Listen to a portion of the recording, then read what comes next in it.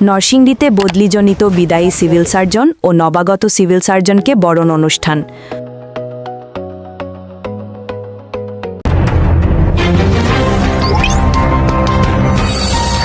মোহাম্মদ আজিজুল হক, জেলা প্রতিনিধি, নরসিংদী। 4 এপ্রিল রোজ শনিবার নরসিংদী সদর হাসপাতাল মা ও শিশু স্বাস্থ্য কেন্দ্র অডিটোরিয়ামে এই অনুষ্ঠানের আয়োজন করা হয়েছে। নরসিংদী সদর হাসপাতালের আবাসিক কর্মকর্তা ডাক্তার গুলশান আরা কবিরের সঞ্চালনায় অনুষ্ঠানে প্রধান অতিথি হিসেবে উপস্থিত ছিলেন উপপরিচালক ইনসিটু ডাক্তার আমিরুল হক শামীম। অনুষ্ঠানে সম্মানিত অতিথি হিসাবে উপস্থিত ছিলেন নবনিযুক্ত সিভিল সার্জন মোহাম্মদ বুলবুল কবির। উপস্থিত ছিলেন জেলা সদর হাসপাতালে কর্তব্যরত চিকিৎসক, নার্স, সিস্টার, ব্রাদার ও অন্যান্য কর্মকর্তা, কর্মচারীবৃন্দ।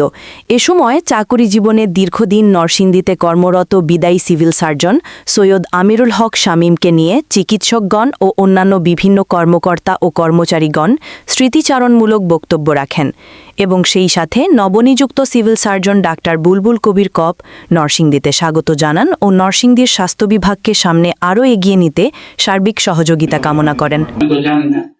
আপনি 3 দিন ছুটি নেওয়ার কারণে মারছেন। আপনি যদি থাকতেন তাহলে শোনার সাথে সাথে বুক পেতে সামনে গিয়ে দাঁড়াতেন। আর নরসিংদীর কেউ সাহস করে না কারণ ডাক্তারের সামনে সে ডাক্তারদের উপরে হাত তোলা। এটা ছিল তার উক্তি, এমন বিশ্বাস করতেন। উনি যখন এখান থেকে রিটায়ার্ড হয়ে চলে যায়, 1 নম্বর রুম থেকে আমার রুমে এসে বলে কোনোদিন আরেকটা রুমে ঢুকি নাই, আপনি তো সবসময় 1 নম্বর রুমে আমাকে অ্যাটেন্ড করেছেন, আপনার রুমে ঢুকবো। ঢুকে এসে আমাকে আমার চেয়ারে বসিয়ে উনি পাশে বসিয়ে শিশু বাচ্চার মতো উনি আদর করেছেন। উনি যখন টাঙ্গাইল চলে গেছে, টাঙ্গাইলই তো না, টাঙ্গাইলের আদেশপেট হসপিটালের তত্ত্বাবধায়ক, ওই বছরে বার্ষিক ইফতার মাহফিল প্রচার, উনি খুব ধরলেন যে আমার একজন প্রিয় আরএমও আছে নরসিংদীতে, যিনি মানে ভারপ্রাপ্ত সিভিল সার্জন দায়িত্ব দিয়ে আসতাম বিসিএস এর, উনি না আসলে আমার ইফতার মাহফিল জমবে না। আমি তখন গাড়ি করে রওনা দিয়েছি।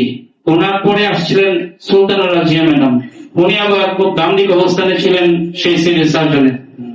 এখন সুলতানা রাজিয়া ম্যাডাম যদি শুনে আমি কতুল্লা ম্যাডামের আমন্ত্রণে টাঙ্গাইল যাচ্ছি, তখন উনি আমার সাথে মানে মন খারাপ করবেন।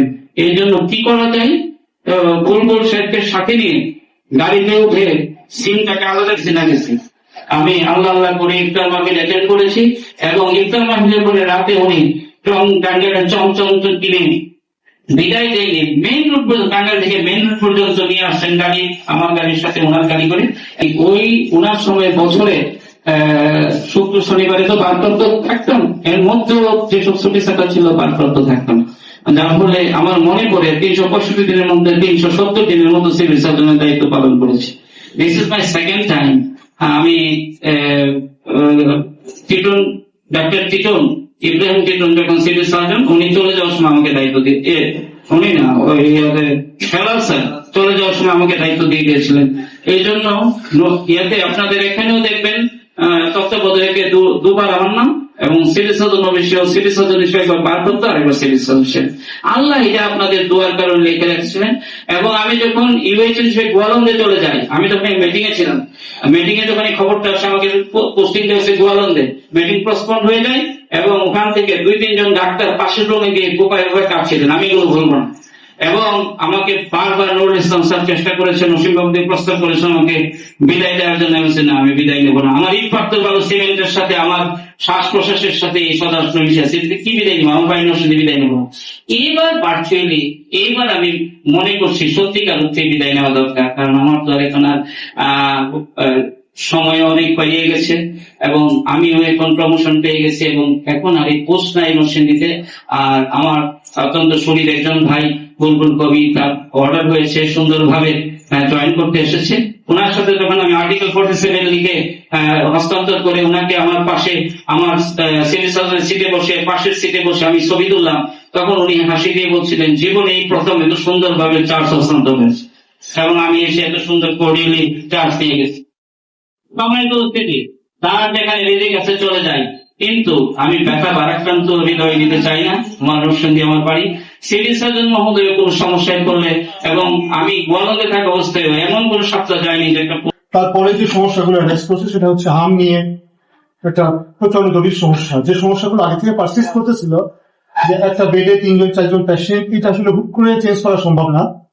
আমি তারপরেও চেষ্টা করছি যে আরএমওর যে বাসভবনটা ওইটাকে রেনোভেশনের কাজ চলতেছে, আশা করি 3-4 দিনের মধ্যে শেষ হয়ে যাবে। ওখানে 40টা বেড রিপ্লেস করা সম্ভব। তো ওই ইনস্ট্রুমেন্ট গুলা, অক্সিজেন সিলিন্ডার ম্যানেজ করা হয়েছে, প্রত্যেক বেডের জন্য একটা করে অক্সিজেন সিলিন্ডার থাকবে, এটা আমি আশা করি পাবো ইনশাল্লাহ।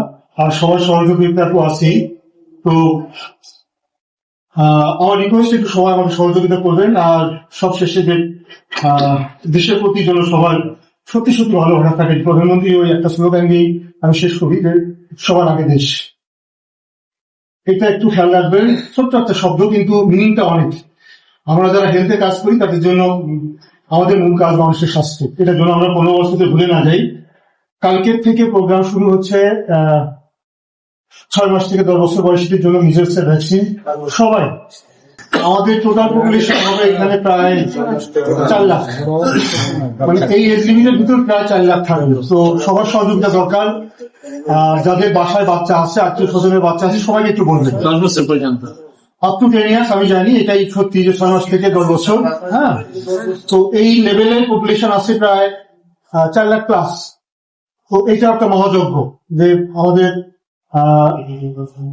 মাননীয় প্রধানমন্ত্রী, তারপরে মাননীয় স্বাস্থ্যমন্ত্রী, স্বাস্থ্যমন্ত্রী সবাই ছিলেন আজকে এই নিয়ে। সবার নির্দেশনাটা মাথায় রেখে ভ্যাকসিনেশন প্রোগ্রামের যেন সাকসেস হয়, আমরা যেন এই সমস্যা থেকে উত্তরোত্তর হইতে পারি, এটার জন্য সবাইকে কাজ করতে হবে। আমার জন্য সবাই দোয়া করবেন, আমাকে একটু সাহায্য করবেন।